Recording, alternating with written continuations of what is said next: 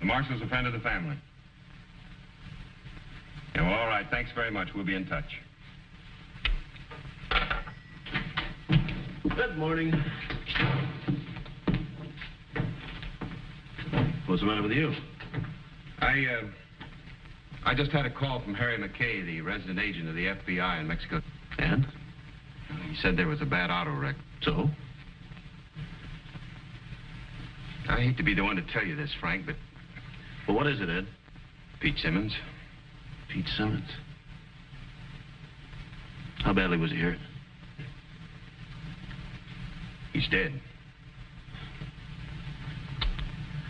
How did it happen? Car went off a curb on a mountain road. Body was tossed clear. They figure he must have been doing about 80 miles an hour. Such a nice boy. Well, I guess I'm elected to tell his mother. How do you tell a woman like Amy Simmons that she just lost her youngest son? What do you say, Ed? Well, if you want me, you know where I'll be.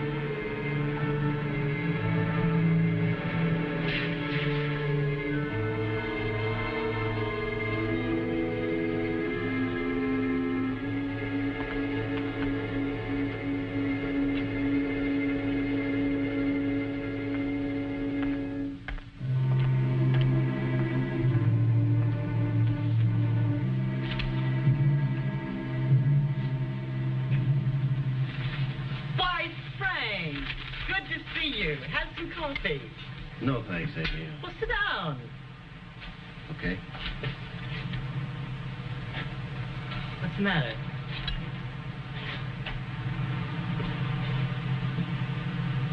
I guess this is just about the toughest job I've ever had to do, Amy. What are you talking about? It's about Pete. Oh. Is he in trouble again? What is it this time? No. There was an accident. An automobile accident. Pete was killed. Pete? Pete's dead? I'm sorry, Amy. Evidently, he was on his way to Mexico. It happened just across the border. Mexico? What was he doing there? I don't know. He was supposed to be in Tucson.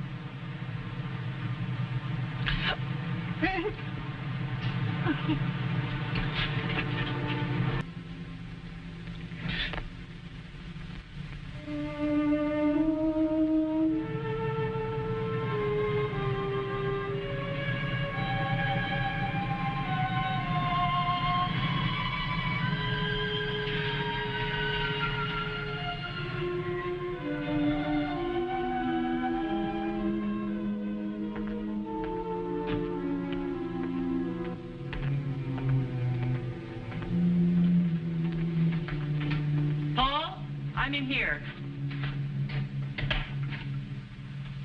What's the big hurry, Marty? I thought I told you not to let Pete drive one of those cars. Hey, wait a minute. Pete's a big boy. If he gets kicks out of driving, I can't stop him. I could have stopped him. You should have told me. Well, I can't tell you everything. Hey, what's all this about, huh? Pete's dead. Pete's... Oh, no. Why did you let him drive? I just told you. How'd you find out? The Marshal got word from Mexico. Frank Morgan? Yes, but don't worry. He doesn't suspect anything. Are you sure? Oh. How many cars we got on the place? 3. They'll be ready to roll in the morning. Well, just to be on the safe side, you better have the boys dump them. Hey, wait a minute. Those hots are worth $9,000 to Mexico. I said to get rid of them. We can afford the loss.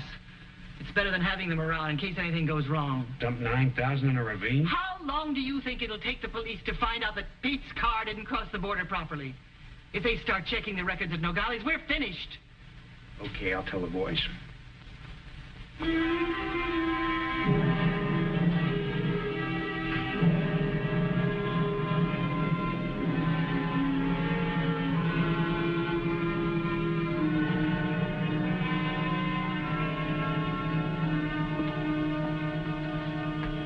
How'd she take it? How do you think? Pete was her favorite. He took after her. Paul? He's more like his father. We may have some more bad news for her. Oh? What's that? The FBI called again while you were out. Looks like the car Pete was driving when he was killed is hot. What? The FBI says there's no record of it crossing the border. They've inspected the car. Looks like someone's tampered with the motor numbers. You mean to tell me that Pete Simmons was driving a stolen car? His family owns one of the largest used car lots in town. All I know is what the man told me. All right. He drives a little red sports car. This wasn't a sports car. This may be the break we've all been waiting for. We know that stolen cars from California are being shipped across the border into Mexico. Ed, this doesn't make any sense at all. These people own a big business. There are some people who never have enough money. Are you trying to tell me that they're using the used car lot as a front? Maybe. Look, Frank, if it's the way I figure it is, they've got the sweetest racket in the world, so good they fooled everyone. Go on. Well, suppose the used car lot is a blind, and they ship the cars to the ranch. And remember, it's right near the border. Then they drive them across into Mexico where they bring top prices. Possible. But not with these people. But suppose they do.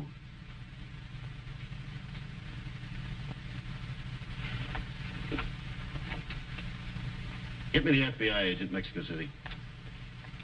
Okay, Ed. Run those motor numbers through. Yes, sir.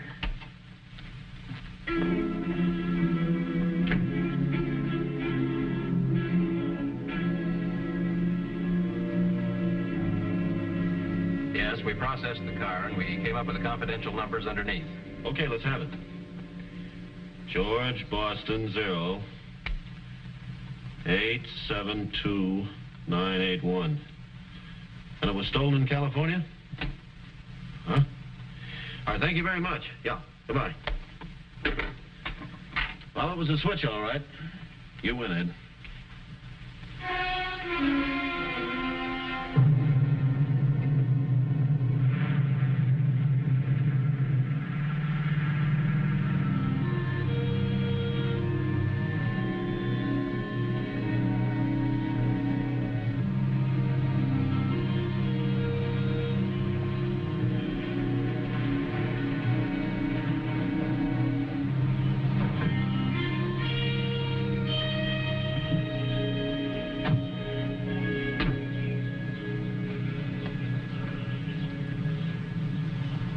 I don't get your point, Frank. What can Mrs. Simmons tell us? We should have gone to the car lot to talk to Paul. Maybe. I've known the family most of my life. There's very little that goes on that she doesn't know about. You think she's in on the deal? I'm not jumping to any conclusions till we get all the facts. See if she's home.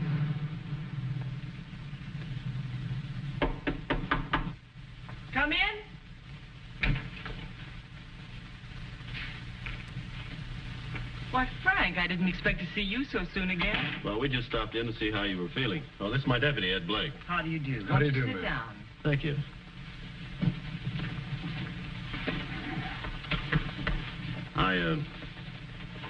I've had a talk with the authorities in Mexico City. Everything's being taken care of. Thank you, Frank. I've also been thinking that Well, now that Pete's gone, you might need someone to manage the ranch. I have a very good friend. He knows the business from top to bottom. Oh, well, that's very kind of you, but you'd better speak to Paul. He's the head of the house. My boys have been running everything. Oh? I thought you were still active. Oh, no. After Joe's death, why, I just turned everything over to the boys, the way they wanted it, and Joe, too. I see. I bet I couldn't even balance a set of books or tell one model from another. Really? When boys grow up, you can't run their lives for them. No, I guess you can, Amy. Why don't you drop in at the lot and have a talk with Paul? I'm sure he'll be very happy to talk with your friend. We'll do that. Well, I'm glad to see you looking so well. Thank you. Bye. Bye.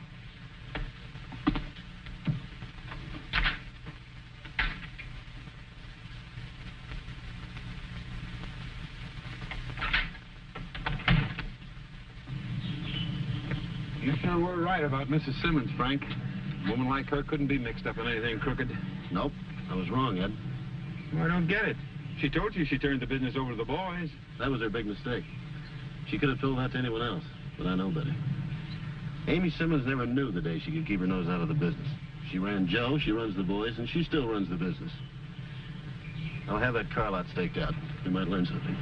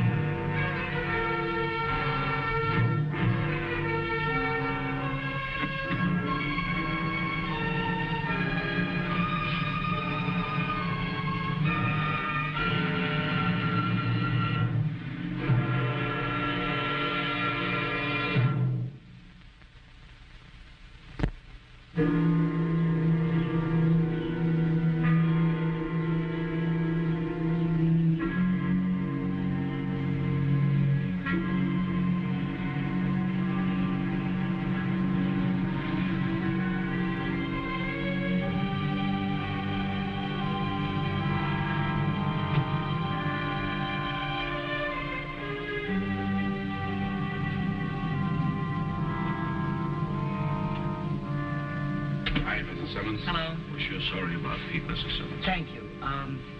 Will you excuse me, please? Sure. Stick around outside, boys. Yeah.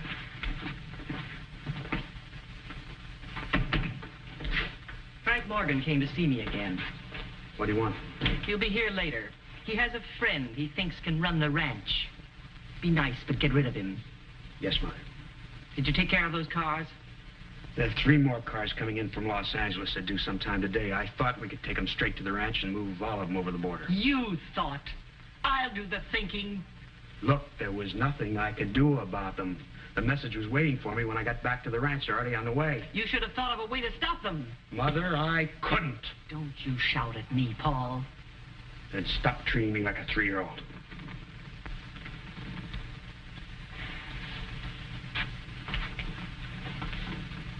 Will you stop worrying? If Morgan had something, we'd know it by now. Good. Yeah. Time to stay with it. Okay.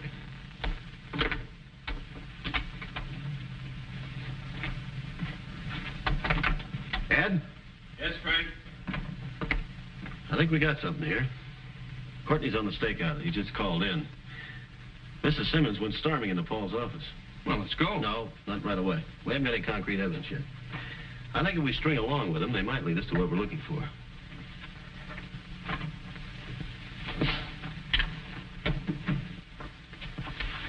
You call the ranch now and have them ditch those cars. All right.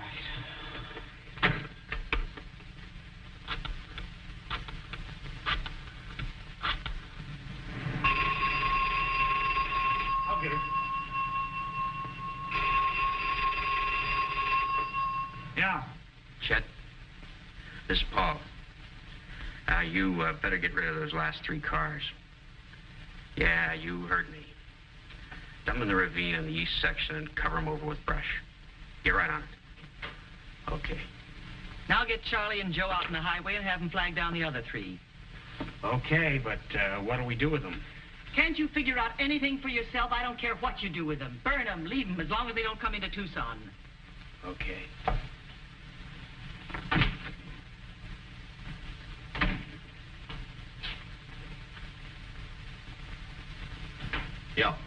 Yeah, okay, I'll get right on. Courtney just radioed in. 2 of Paul's men are headed down Highway 80 towards California. You better stay here. How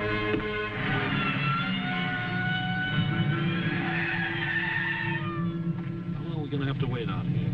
You heard the man. Till the boys show. You know, I don't get it. The old lady's upset about something, and it ain't just Pete. All I know is we're going to flag down them cars. They won't head for L.A. I ain't taking no chances.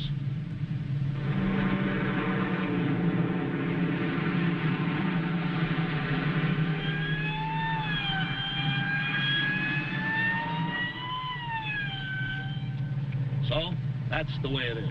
Yeah, but it just don't make sense, Joe. Since when do we ask Mrs. Simmons questions?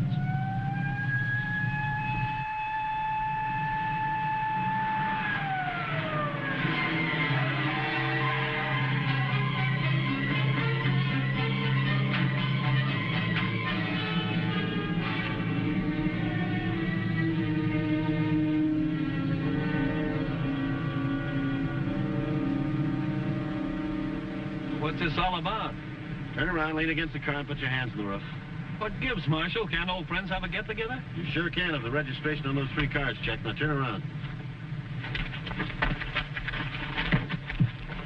Anybody else looking for trouble? Turn around. That's Briskin.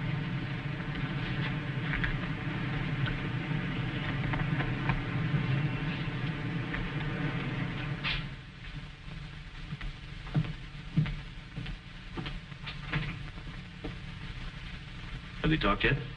No. We might have tied it up in one nice, neat package if they had. I'm not so sure of it. For the reputation Mrs. Simmons has, it'll be tough to make it stick. Only their word against hers. Yeah, I guess you're right.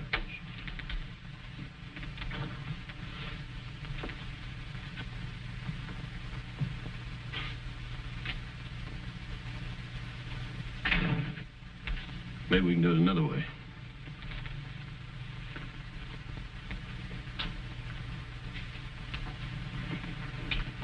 What's all this about, friend? Sit down, Paul.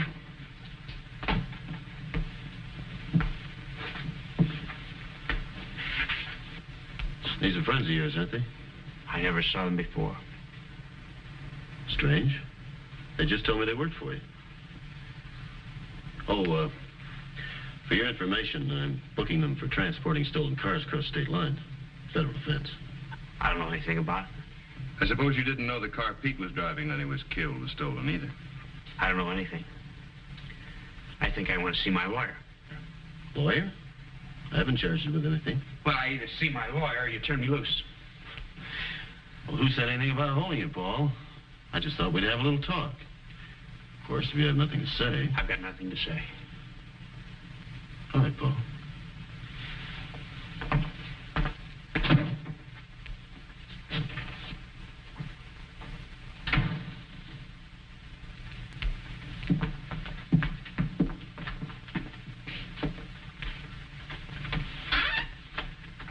Well, in about an hour, you'll see.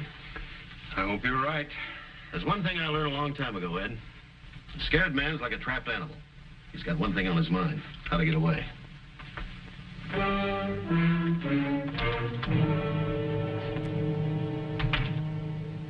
I tell you, we're in this over our heads. Don't you understand Morgan's got the drivers? We got to get out of here right away.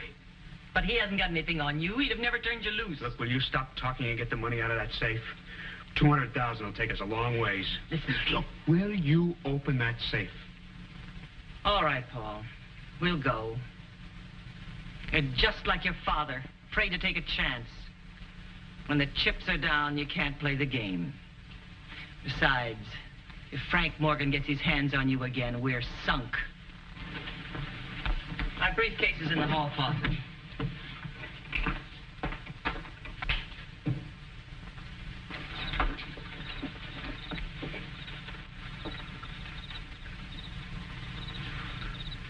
Cover the barn.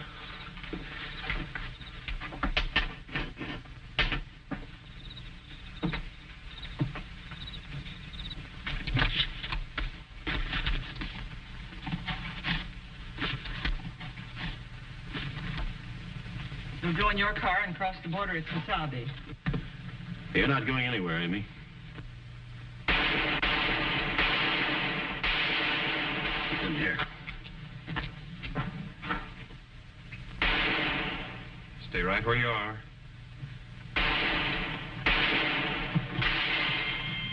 You run back. Run, Paul, run!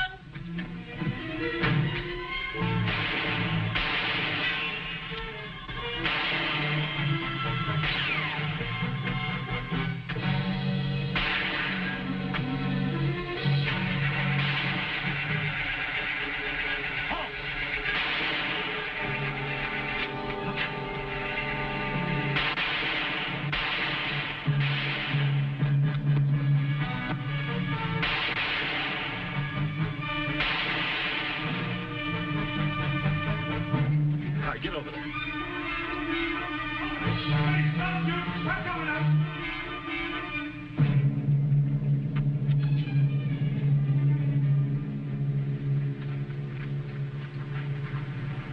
Cuff them together, Ed.